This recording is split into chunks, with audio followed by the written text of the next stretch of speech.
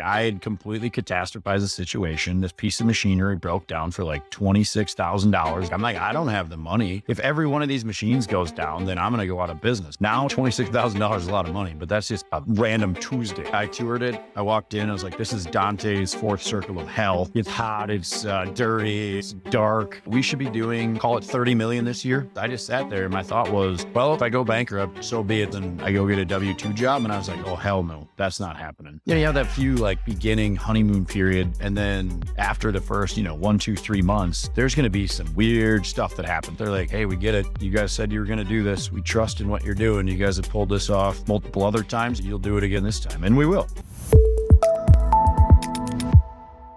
Reg, welcome to Nikonomics, my friend. Stoked to have you here. Tell me, what is your business? How do you make money? So I own a bunch of aluminum foundries. How I make money is I'm married to the CEO of a private equity firm. But I mean, those are probably two different things. So everything that I make per se, I mean, granted, we pay some taxes to the IRS every year, but everything we make literally goes back into the business. I specifically own mainly aluminum foundries. Every time I say non-ferrous, then people's eyes gloss over. So let's just call it aluminum foundries for lack of a better term. So we started this 7.5 years ago. I'd spent 17 years in corporate, just got sick of that life, really wanted to try my own thing, really fundamentally believed in local US-based manufacturing. I thought the pendulum had swung too far.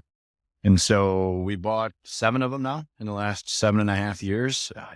Everybody looks at it and thinks, oh, you guys are uber successful and things are great. And I feel like we're maybe in the middle innings of this thing, probably still the early innings, to use a baseball metaphor. So I'm just going to continue to buy up these boundaries and grow and diversify and make US-based manufacturing work overall beyond just foundries once we're done with this. Well, I don't remember who said it. Somebody smarter than me said it, where they're like, every business is a mess.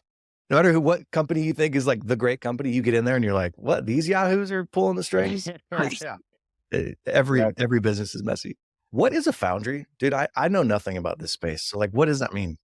The simplest explanation is we have a negative impression of some part you want to make. It doesn't matter whether it is something that holds up a street light, it's a deer stand, it's a golf ball washer, you name it. It can be just about anything. Kind of the story is especially in an urban environment, you're never more than 1,000 feet away from a casting of some variety. It's in all your vehicles, buildings, infrastructure to make things work, et cetera. So all we take is that negative impression of a product. Sometimes it's in sand, sometimes it's in steel. We heat up aluminum in this case to, call it 1,300 degrees to make it molten. We pour that into that negative impression form. It cools. And when it's cooled, when the part hardens, then you have your part. That's it. And so we do it, like I said, there's different techniques, different ways of doing it, but really in a nutshell, nothing's changed for 6,000 years doing just that. And you've got 7 of those foundries across the country. Yeah. I mean, so we bought 7, we've merged a couple, we sold the real estate under one. So we have 4 geographic locations currently. And then we're always in talks with another actively probably 10, but there's like 30 that have kind of gone through my list that I think are worthwhile for us to purchase. And every time we purchase these, being a roll up, we learn a lot more every single time and grow that. So, we'll buy probably another 10-ish, maybe 15 just to build out the network as we go. Again, I don't know anything about this space, but as I'm thinking about it, you've got aluminum in the ground. Somebody's got to go in and bring it out of the ground. And then on the other end, there's me opening up my soda can and having a drink of a Coke. What does that chain look like? And where does the foundry fall kind of in that? It can happen just about anywhere. So mine it, which is just like you mentioned, and this works for any foundry, but you mine metal of any variety. You typically what they would call smelting and then alloy it more or less. We don't make pure aluminum. You need to mix other different metals, minerals, et cetera, to get what you need to make a good part. And then we buy ingot. It just looks like people think of those little gold bars. It's the same thing. They're just substantially larger. And so we buy that ingot, we melt it in a giant furnace. Think of like boiling a kettle on a stove, except, it's 3 million BTUs and it's 1,000 pounds worth. Jeez. and then we pour into a form, and that's it. So yeah, the supply chain, and a lot of it for what we would do, our types of products, the vast majority of what we buy is what they call secondary, meaning it's all recycled. So aluminum foundries, not just aluminum, but all foundries, generally speaking, recycle more than 99%. Oft quoted thing is this industry is the highest recycled content in any industry in the world because you're able to reuse all of that. You have to change some few things here and there, but you don't really burn a lot off. There's no reason to not recycle it all. So anything that would be scrap or waste inside of one of our facilities, we go back and remelt. And, we're able to, again, alloy that back into what we need and you mix it. There are other places where you would specifically buy it directly from, what they call a virgin source or primary source. But a lot of times that's very specific stuff. Normally you're not going to need that. You don't need to buy it. Normally that stuff comes from Middle East, Russia, in that area. We don't have a few types of minerals and metals here in the US that we have to buy, but in excess of 90% of the metal we buy is secondary aluminum that's recycled here in the US. Interesting. All right. So you got somebody who goes and mines it out of the ground, somebody else who, for lack of a better word, smelts it and kind of puts it into the commodity form. And then your foundry takes it, puts it into whatever your customer is requesting. Yeah. Whatever the customer wants. Yeah. And then just to clarify on that, let's say primary aluminum might be made into aluminum rims for a vehicle, right? After the useful life of that vehicle or it's smashed, whatever it might be, they'll recycle that aluminum, realloy it after taking all the pieces out, and we'll buy that recycled aluminum. I love getting lost in like YouTube rabbit holes. And one of the YouTube rabbit holes I went down recently was, have you ever seen them dismantle a car at like a junkyard? Yeah, absolutely. I know some people that own junkyards. Wildly profitable if you do it right. Yeah. Obviously, there's the pick and pull businesses, right? Where they just take car parts and they sell them later. But there's also like these big machines that are like, oh, here's a Mercedes. Cool. We'll take the seats out. We'll take, these engine components. Here's where the tires go. And they've got like all these different piles. And by the end of it, you've essentially just got the frame of the car, which I thought was nuts. I mean, it makes sense to me, but still freaking nuts. Who are your customers? Like, who do you sell to? Really, we don't do a lot of aerospace or defense, minimal amounts of that, just because of the government contracting requirements for that. We're starting to get in more and more of that. We've had a few requests from some of the government organizations to help us get into that. Yeah, that's neither here nor there, but it can literally be by geographic region is really what it amounts to. So Minneapolis, where I am, a lot of recreation, simple, playgrounds, other types of infrastructure type products. You're down in our Kansas City facility, a lot more, mining metrology. You're out in South Carolina. You're talking about big infrastructure, our Cincinnati facility that we have, that we move that stuff. It's a lot of industrial fans, pumps, et cetera. And then in New Hampshire, it's a lot of Marine, Navy. So it's really very geographically dispersed, but it's anybody that might sell to the end user. And so a lot of people would say, hey, you're not diversified because you're in foundries. Well, foundries have been around for 6,000 years, or they've made parts that way. Doubt they're going anywhere. And so, that's just our diversification comes to our end users more or less. So we try and balance it, as it goes up and down between commercial and industrial. The last 18 months, the consumer markets, they've seen inflation, but they haven't seen a lot of downturns. The industrial markets have been absolutely hammered the last 18 months. I want to ask about that actually in a second, but all right, now's the part of the show where I feel the most uncomfortable, but my therapist says I need to face my fears. So here we are. I've started a newsletter and I want you to subscribe. And what you're going to get every single week are the aggregated conversations from that week that I have on this podcast with an overview of what their business actually looks like. I'm also going to throw in a review of one or two businesses that are listed for sale. I'll give you my opinion on whether or not the EBITDA multiple is good, or there's customer concentration, or there's red flags or green flags. And then lastly, I'm going to give you one piece of actionable advice every single week on how to buy your first business. So click the link below, subscribe to my newsletter, and let's get back into the show. It makes sense to me that they would be regionalized because you don't want to pay a bunch of shipping costs for heavy metals being shipped. But like if I'm looking on the spectrum, one end, like I said, the soda can, that seems like a mass produced end user product. The other end of the spectrum is like, oh, we do all of the, Foundry for SpaceX. Like we help them, it's very custom. Is the stuff you do very sort of made to order? Are they limited runs? Are they like Like, what's the quantity typically of an order if you're doing the negative impression of that order? Like, how does that part look? It's completely dependent on the size, the customer, et cetera. So we might have some parts that we'll do 5 or 10 of a year.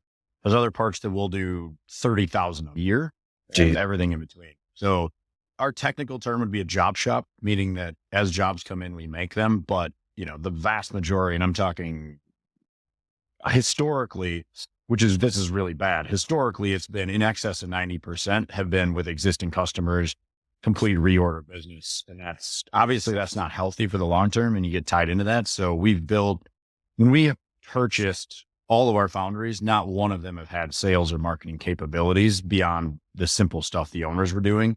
So we've created full organizational structures around every single thing at our business. And when I say everything, I mean, we've had to build finance functions. We've had to build, marketing and sales. We've had to build data analytics, customer service, you name it. We've had to literally build all of these things. And so unfortunately, we're building all of these. It's kind of the old adage of changing the wheels on the bus as you're driving down the road because you can't slow down. And so Dude. Josh will randomly be like, so we have to implement a new ERP. I was like, this sounds like an absolutely terrible idea.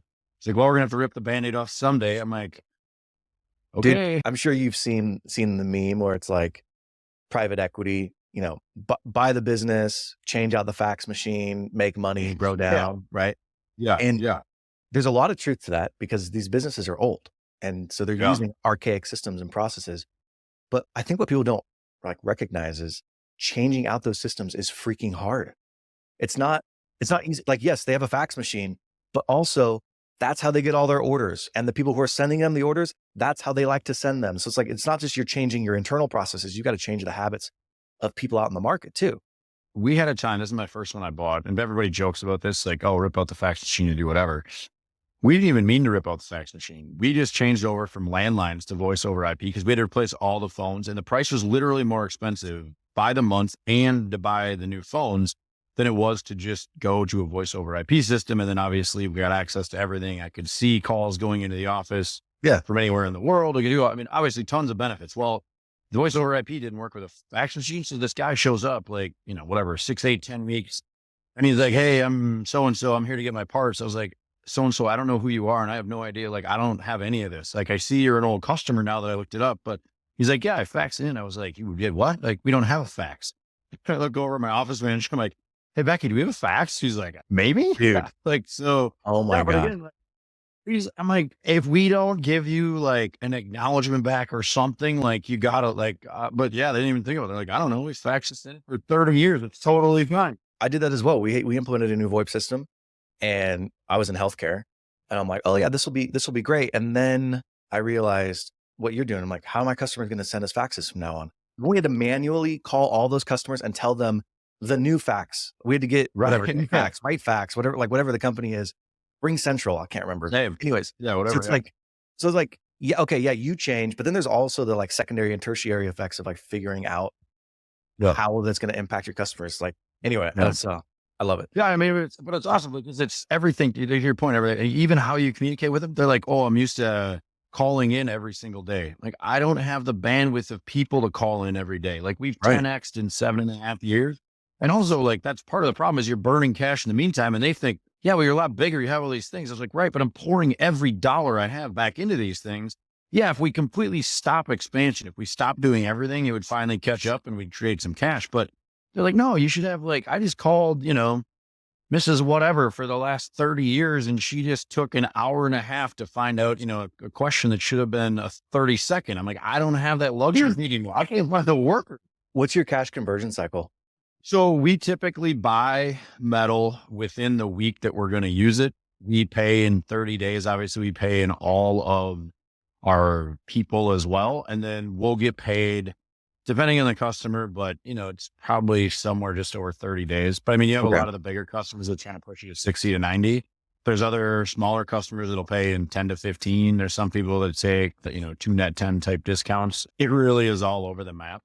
When we were flat, and we had, I'd say excess line of credits, I didn't mind floating some of that for additional money. But when you get in growth mode and you're burning working capital and everything, I'm like, you're investing in constant, you're growing. And I'm like, I can't have a negative 60-day or negative 45-day cash conversion and also be being the bank for somebody else and also be trying to go.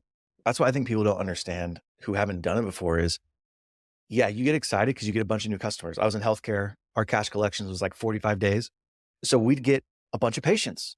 And it's like, oh, rad, we just doubled our census. Cool. Yeah. That's great. I'm not going to get paid on those patients for at least 45 days. But in order to care for those patients over the next 45 days, I've got to hire more nurses. I've got to get more supplies. I've got to get more admin staff. Like it costs a lot of money. Like the P&L looks great. Like, oh, cool. That cash, we're making money this month. But from like cash standpoint, it's so freaking hard to grow fast in those types of businesses. And your business is even more capital intensive than healthcare. Right. And when you go, you lump on top of that the last 18 months of softness plus, we always see J curves in our business just because when we take them over, we're going to have to put in the new ERP. We're going to have to bring different types of people. We'll have overlaps of folks, but we're also going to have to likely go invest in capital equipment at a minimum, a bunch of OpEx and deferred maintenance that they haven't done. We know that going in, fixing up equipment, putting in more inventory, solving all these problems. So, we legitimately, the smaller ones, we might get away with like 6, 9, 12-month J curve, but like the larger one, the one we just got, it was a year ago, April. So we're getting close to 18 months. We're finally getting that thing stabilized after, like I mentioned, like we were burning a couple $100,000 a month because of how bad the old owner was running it and what they were doing. And when he walked out, it was just a mess. And we knew it was coming, but you put on like, you have a cost overrun of the things you're going to do. You underestimate this, that breaks. Yeah. These things are underpriced. You get some shenanigans here and there and you're growing the rest of it. It's just like, oh my God. Like every time I talk to people, they're like, well, what business books do you recommend? This, they're looking for like some like, business for dummies or whatever. I was like, honestly, biographies. Like you want to really read what it's like, go read Shoe Dog and watch that guy bet the company 17 times over the first 10 years. Like that's my life. Like no sleep, sitting up middle of, 3. I was literally texting one of our guys in South Carolina. It's 3:25 a.m. because he randomly was there at 3 a.m. his time and he sent me a text and I happened to wake up and damn me, I should have never looked at my phone, but here we are. Pounding away a few texts about what I thought he needed to do today as a relatively new plant manager and operator down there. But no, dude, this is what we signed up for. All right, give me, you brought up some really cool people. Shoe Dog, that's a great book. Musk's biography was freaking nuts to read. Give me some idea. How long have you been in the Foundry business and like what size are you now? We should be doing, we won't quite get there, but we should be doing, call it 30 million this year. I don't love to talk about profits just because we run a very different organization than everybody else in our industry. So I'll keep part of that to myself. I can kind of suss through that in Twitter and figure out probably what we're doing. But we were 2.7 million roughly the first year I bought it 7.5 years ago. And that was January 31st, 2017. And September 2016 was the first time I'd ever stepped foot in a foundry. So I've been in the foundry industry 7.5 years. The day I bought it, it's the first time I was ever really part of it. Yeah, I toured it. I walked in. I was like, this is Dante's fourth circle of hell. It's hot. It's dirty. It's dark. That's a ton of growth, man. 7 years. And it's wild. It's great. Part of that's through acquisition. Part of that's through just individual growth in the businesses. Well, that's what I was going to ask. How are you growing? You mentioned a roll-up strategy. So are you PE backed or are you doing this all through SBA? 100% me. Just me and Security Bank, my boy Andy, Kevin out there, local banks. Those guys are hooking us up to keep us they just keep pumping us full of cash as we go and trusting and, they believe in us. They understand the J curves, they're entrepreneurs type folks. So they really get it.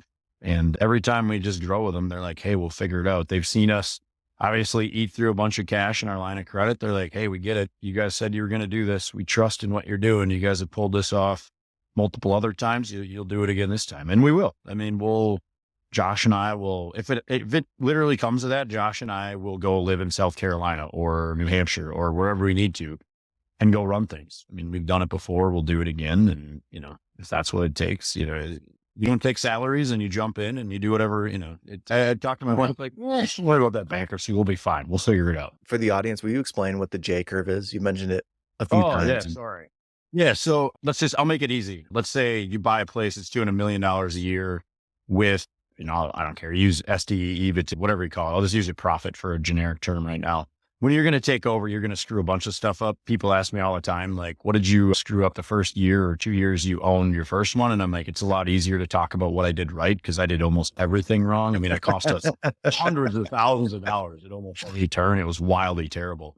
But anyway, so the J curve is just nothing more than saying before you're going to go back up and it'd be above that $1 million, you're likely going to drop down 20, 30, 40% a lot of times, especially if you're doing what we are, where we're investing and growing.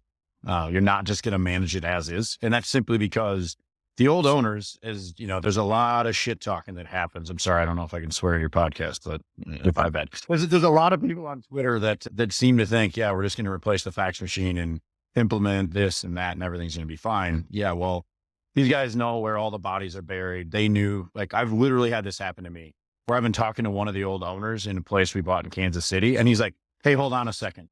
I was like, what is going on? And David comes back 30 minutes later. He's like, I heard a noise that was kind of funny and I knew exactly what was going to be wrong. Now, had I let that, like, I would have never known that. And we would have burned down like a furnace and probably like whatever, it probably cost me 50 grand. And he was just sitting there talking to me, having a full on conversation, and he heard it. And he instantly went out there and figured it out. So, but these are the things, you're not going to know that because the old owners, a lot of times, if you don't buy a large business, you're going to have to go put in new people. You're going to have to learn it. Other people are going to have to learn it. You're going to have to go invest and do things depending on what it is, almost exclusive. I've never seen a business that hasn't, especially in the manufacturing space, that hasn't had deferred maintenance or hasn't had this corner cut or that. And it's not that they're doing it on purpose, even. It's not nefarious. It's just you get used to it. Like it happens even in my businesses. You're just like, we know how to tap on just the side of that thing. It'll keep working fine. And then you don't know how to tap on it. And all of a sudden you're replacing a $27,000 or doing a $27,000 repair within 6 months. And that's how I ended up in the fetal position the first time. So a J curve is just nothing more than saying you're going to make less money before you make more money, more than likely. And if you don't plan for that, good luck. Yeah. I always talk about it like one of two things. There's the people and the business transition, and then there's learning the business. It is a J. So you're like going along, it's all steady. And then you buy the business and you just think about the people. They've got to come in and meet you. They've got to get on potentially the new payroll system. You've got to switch over your accounting and your books. You've got to meet everybody. Like that takes time away from the business. So you naturally see a dip. And then when you have businesses like you have, which are capital intensive or require a lot of inventory, you've got to either take care of the deferred maintenance or restock your inventory, depending on whether or not you got a net working capital adjustment with the previous owner, et cetera. So you dip and then you come back up. And so, it looks like a J, but everybody thinks like, oh no, day one I take over and then I'm going to double sales within 6 months. Yeah. With what money are you going to double sales in 6 months? Because I guarantee you didn't build in the cash it's going to take to generate that revenue. Exactly. Tell me about the last 18 months. You've mentioned that a couple of times. Why has your industry been hit so hard? There's two things, and now it's being compounded by a second. But very typically when we see a drop, Foundries, because we're so early in the curve and you have much more sophisticated buyers in the industrial, commercial, B2B space than you do B2C. Consumers tend to, be much later in the curve, right? Because they tap home equity lines of credit. They put stuff on credit cards. They're seeing all the things we're seeing now. So, and especially Foundries, because before you typically go to machining, painting, some other secondary finishing, et cetera, like other than smelting, we are as far up the value chain essentially as you can get, at least in the US. So we'll tend to see those dips earlier. And so you had a kind of a perfect storm of events where we were coming off of the COVID blip where, even if we had increased demand during that, some was unnatural simply because the supply chains were so broken.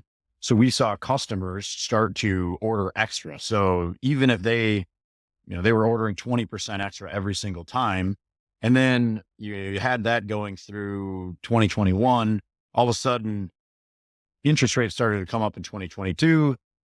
CFOs and the like started to realize, oh my God, our carrying costs or borrowing costs are much higher, and we have a bunch of excess inventory.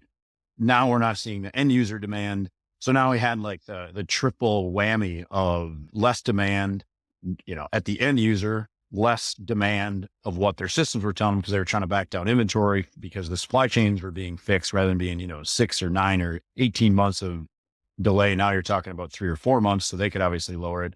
And then their carrying costs went up. So they lowered even below. So we just got absolutely slaughtered in the industrial markets, the manufacturing markets, et cetera, because, all three, like, let's say each one of those might have been 10% each or some number like that. And all of a sudden you stack those three together and now you're at 30%. And, adjusting your organization where you're going to go do the largest acquisition you've ever done by a factor of 2, pretty much. And you're going to go double that investment with capital equipment that you need to consolidate a bunch of stuff. And so, yeah, we added like 80% of our total debt in the last, in one fell swoop, but in the last 18 months, like 80% of our debt has come from just those 2 things. Now, 2, 3, 4 years, we're building through this. We'll figure it out. Once this thing turns around, we're going to be a rocket ship. But in also the meantime, we talked about ERP already, but we've built all of our systems. So we've taken it, call it 25, 30 million, somewhere in there, but we're building, and Josh is doing everything right now to build the organization, the systems, the processes, the playbooks, et cetera, that we'll be able to grow to 100.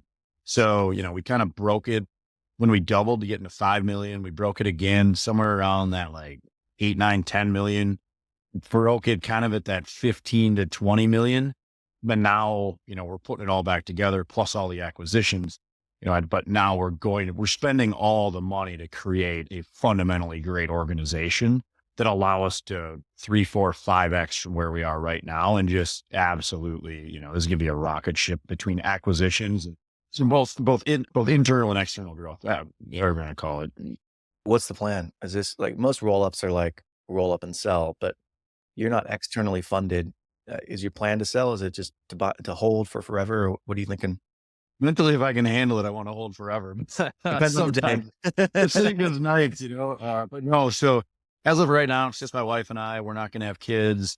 I'll catch hell on the internet for that too. I do every time I say it. But either way, so we all this stuff is going into a trust. Some of the senior executives will get some money ahead of time, but ultimately their next generation will be able to get access to what their, call it, equity will be, without getting into the $100,000 in tax lawyer bills. I had to figure this all out, but yeah, so it all will eventually go into an enduring trust focused on small US based manufacturing.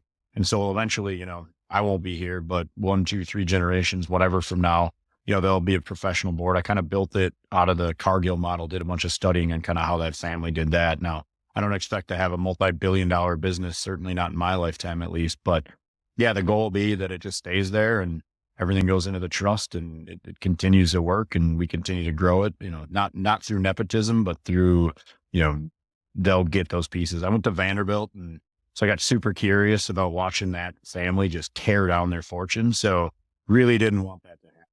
Ensured kind of what that was going to go through. I got one kind of hard question and then some fun questions, but Chris, my business partner, and I talk about this a lot. We've started some businesses that were really hard, like low margin, high volume, operationally intensive, high execution risk. And many times we are sitting there looking at each other like, why the frick did we start this business? Why didn't we just start some, easy SaaS company or whatever? Yeah. Do you ever feel that way? Are you ever like, why the frick did we start this business? Yeah, all the time. Again, if I wasn't a glutton for punishment. So let me back up one step.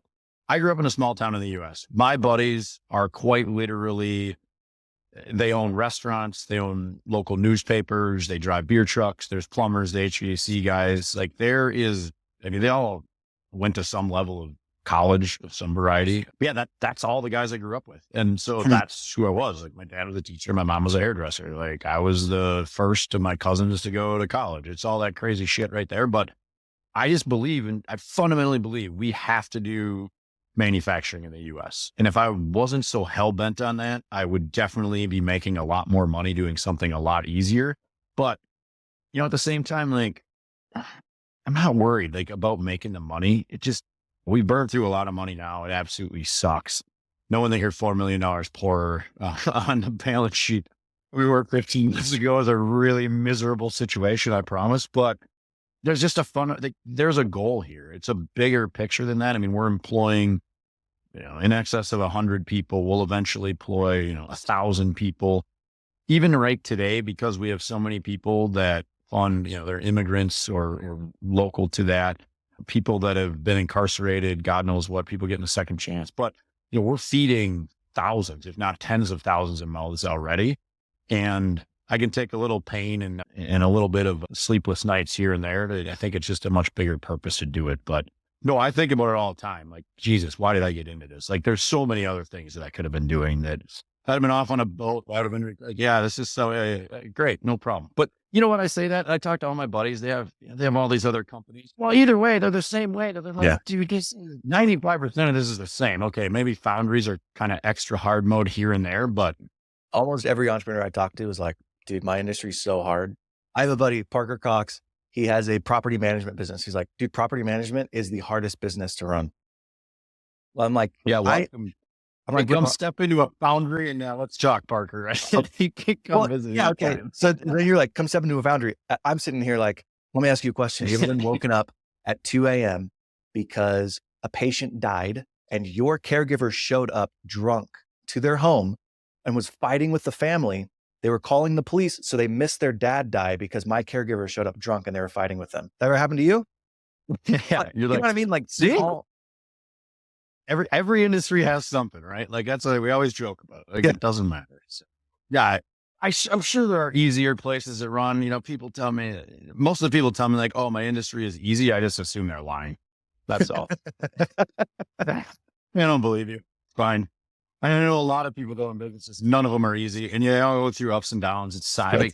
I can just tell you, we got a group of 12 in the CEO group that we call EBIT Daddies. It's the group that spun out Holdco and a bunch of other things. But anyway, like, we've got in that group in the last year, 3 of the 12 of us have gone through absolutely miserable times. A couple others have had not completely like meltdown type things. We're all still running, obviously, but every one of us have been at it 5+ years, and we all own multiple businesses. Like, we know what we're doing, comparably speaking. Now, granted, ask me in 20 years, I'll tell you I had no idea what I was doing today. But at least right now, I feel like I know.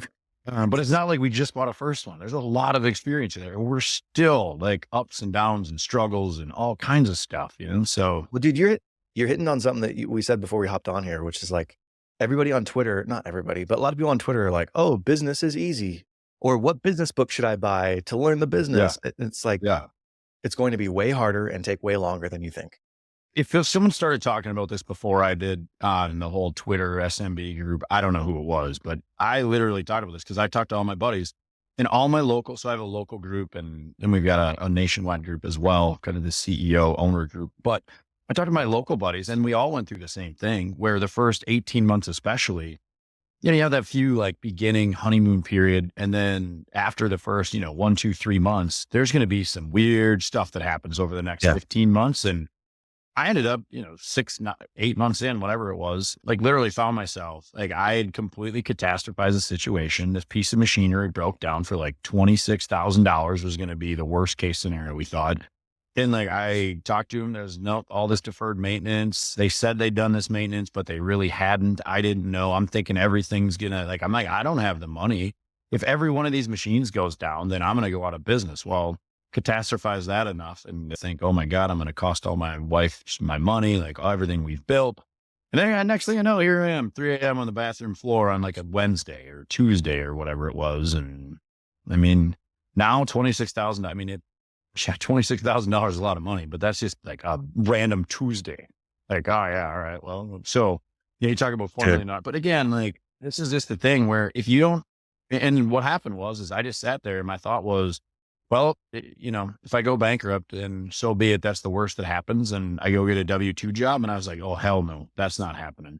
So scraped myself off the floor and I just literally went to work at like 3:45. And I was walking in when there's a couple of people that started at 3:30 or 4 o'clock to get everything started. So when all the rest of the workers got there at 5:30 and 6, was all ready to go. And they're like, boss, what are you doing here? I'm like, I'm not going to talk about it, but I think anybody who's been in the game long enough has had that situation, but it takes years to realize like not that it's going to be okay, but you're going to figure it out, right? Like I look at things now that I would have crapped my pants about, 5 or 10 years ago. And now I've just realized like, okay, there are days still where I'm like, dude, I'm a freaking genius. I am so smart. I could do anything. Right. And then like literally the next day I'll be like, I'm a moron. What am I doing? I have no I idea just what I'm cost my doing. family their future.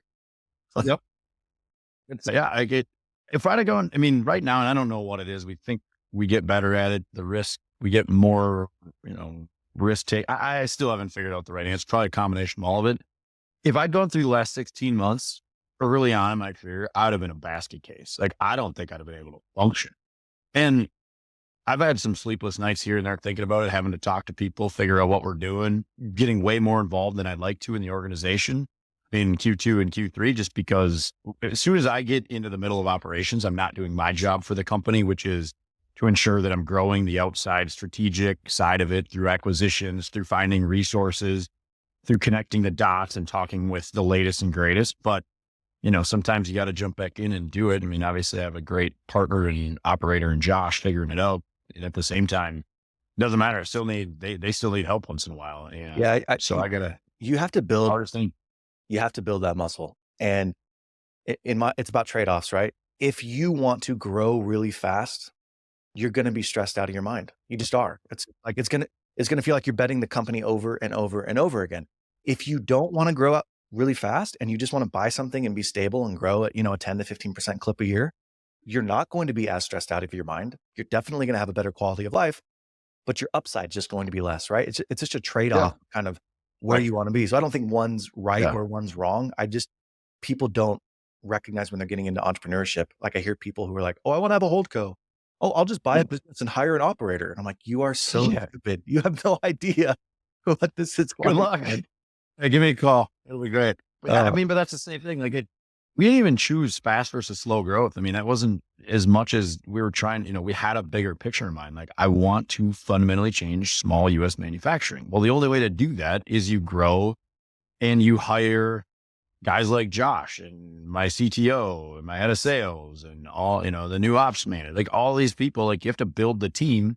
And I'm in my mid 40s already. It's hard to believe, but I have to go build the next generation of senior executives in my company.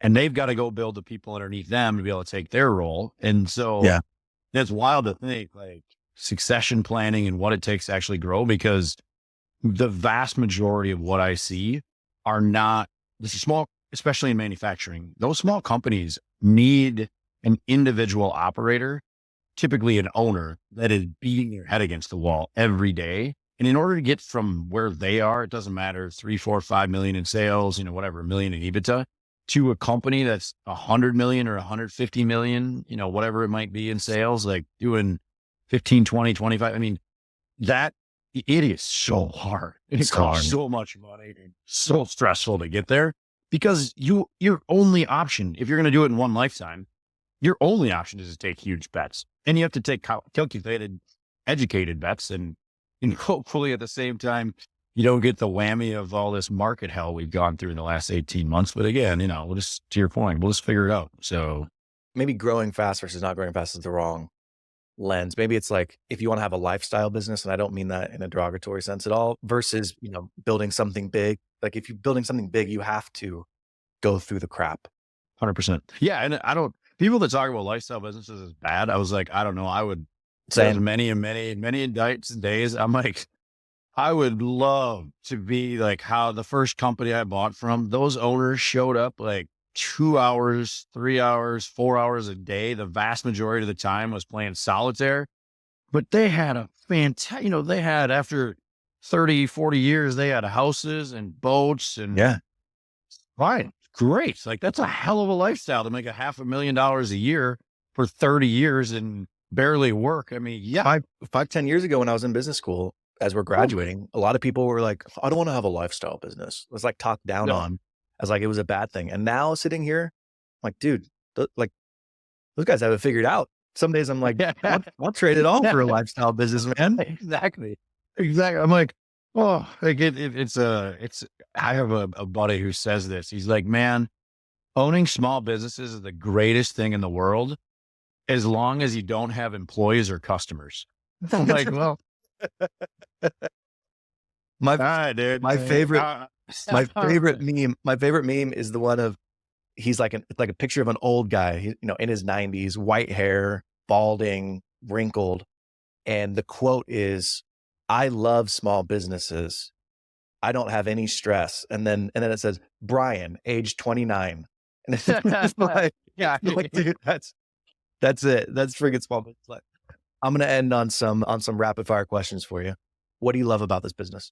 So fundamentally, we have moats that we've built. I mean, it's cost us a lot of money and time to do it, but once we're done with this, and again, I don't even know how to define that word, but I feel like right now we're finally at the precipice of having a real business, and which is wild to think 7.5 years in and all the money that we used to make, as we're growing up, you're like, oh, this is great and easy. And then again, I keep coming back to this, but once we have this, the moats that are there between our business systems and, I mean, I fundamentally believe we are 15 or 20% more efficient on our back end than any other person in our space, small or large.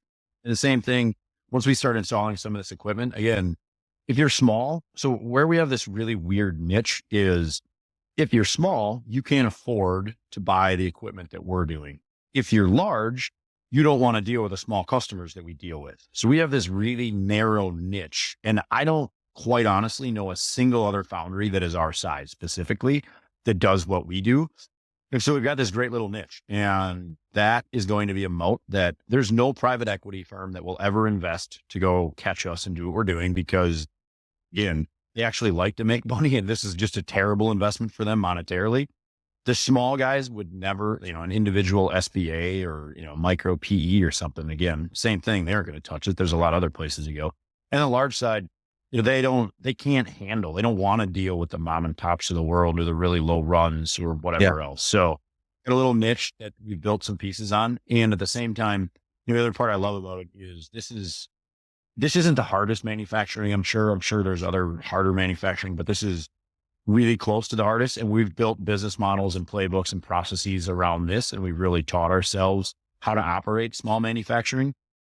And so I do think that this is going to be that jump off point for us to be able to do a lot of things in the small manufacturing world, because I think we can take this and extrapolate this to, 90+% of what we're doing right now. We can extrapolate to any other manufacturing industry, which was ultimately my goal. So, this is kind of the first, whatever you want to call it, platform, roll up, whatever.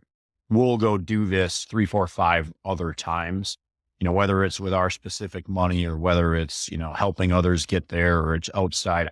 I don't have any idea on that part yet, but, it allows us to achieve the mission at the same time. And I think it's a really great industry to be in. Okay. What do you hate about it? Everything else. All right. CapEx, OpEx. There's nobody in the country that really knows how to do this stuff anymore because we outsource it all to overseas. The cash conversion cycle. I mean, everything. This is quite literally small business on hard mode if you just look at the unit economics of how it works, right? It's not SaaS. It's not low CapEx. It's not exactly reoccurring revenue. I mean, even though it really ends up being that way. So yeah, you're constantly training. Like, we've had to create a training academy and figure out how we actually get people up to speed. We've had to hire people from outside the industry and bring them in and train them, and they have no idea. And that is absolutely painful. Jesus. That's where we have to find our people. They don't exist. I mean, the people, when I bought it 7 years ago, my first one, there was a lot more of them. Well, you start moving that in the 80s, and now you're 40 years later. Well, we haven't had new people coming in the last 40 years. Well, if you think they start at 20, that means they're in their 60s now. And all those people have aged out of the place, or in the meantime, they got cut and they went into other industries. So even the people that would have been there. So yeah, it is miserable from a people perspective. All of us are jealous creatures. So my question here is, what industries or businesses are you the most jealous of right now? I honestly couldn't spend a minute of my time thinking about that. Like, I just Done. All right. I'm just not like, don't get me wrong. Like, I wish it was easier and whatever else, but at the same time, like we talked about it before, everybody's got a hard industry. There's reasons it's hard. I don't know. I mean, this is what I know forever. I've known manufacturing. I grew up, I was an engineer. I grew up in a small town, engineering undergrad. every single one of the Fortune 500 companies that I worked at, all 4 of them were manufacturing, engineering and manufacturing based. But I'd just get schooled probably if I went into software or healthcare or tech or any of that. So I All right. probably have made my. No, it's screw your emotionally intelligent answer to that question. Yeah. All right. I want to Second be to in last, healthcare, like you said. I want nurses in healthcare. I love that. Is that better? that's perfect. Second to last question. If you have 2 hours in your day, you don't have any work stuff, you don't have any, family responsibilities, personal responsibilities. What are you spending your time on? What are you obsessed with right now?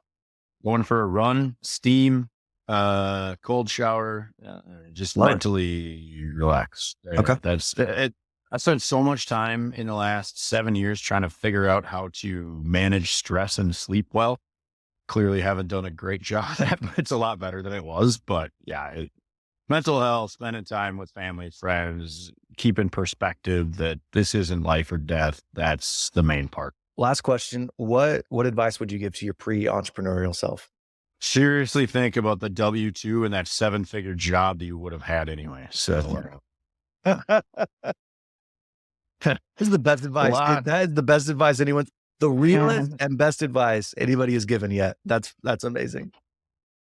hey, yeah, like my buddies, I have some buddies. I mean, they're getting close to C-suites and Fortune 500s. Again, my wife, CEO of a private equity based firm, and my couple of my buddies in that CEO group I talked about were like, wait a second.